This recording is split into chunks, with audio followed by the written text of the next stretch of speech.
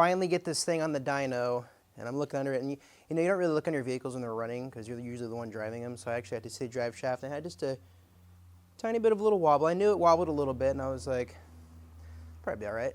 Well, what I didn't know is that this vehicle had never seen 120 mile an hour wheel speed. So there's that. You can see we had a little oopsie. To my credit though, it didn't fail on my weld. It failed just south of it, like the end of it there. So not Gucci in the least, but was able to go to my local pick and pull and secure a transfer case. So that was pretty sweet. And this is a telescoping drive shaft because of the live axle and all that. What I'm going to do in the meantime, just so I can move it, is I'm going to cut this guy here and then weld it, be a little shorter, blah, blah. But just so I don't have to push it. I'm so tired of pushing cars around here. Anyway, let's get this T-case put in after some fine tuning, and let's get this welded up. This is the old transfer case here. I kind of have it taken apart a little bit, but right down here is where that failed. Sorry for the bad lighting. So probably some good parts I can harvest off of here.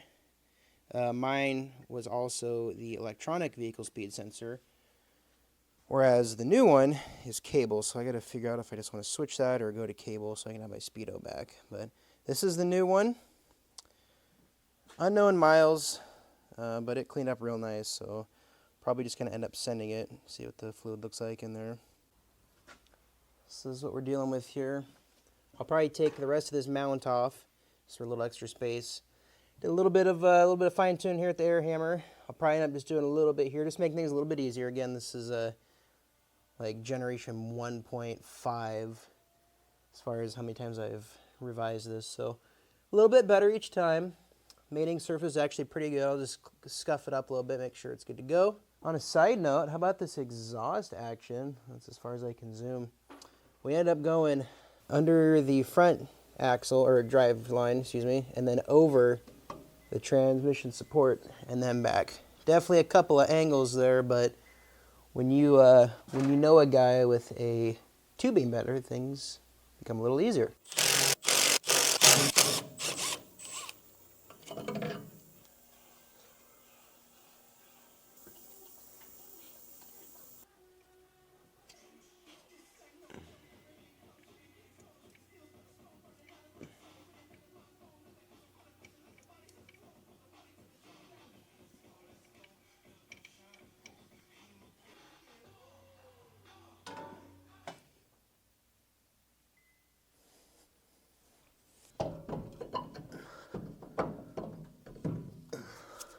Feels epic on my neck.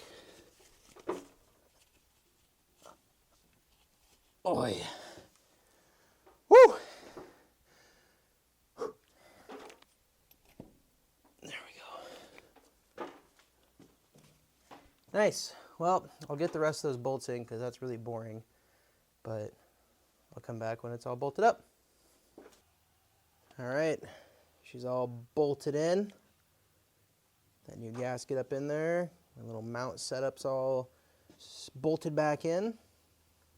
So now we're just gonna fab up that drive shaft just so I can move it.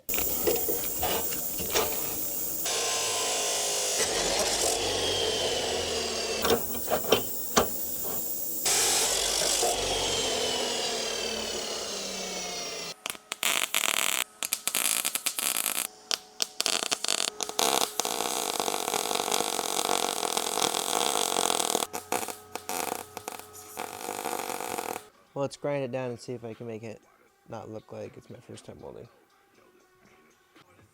Perfect.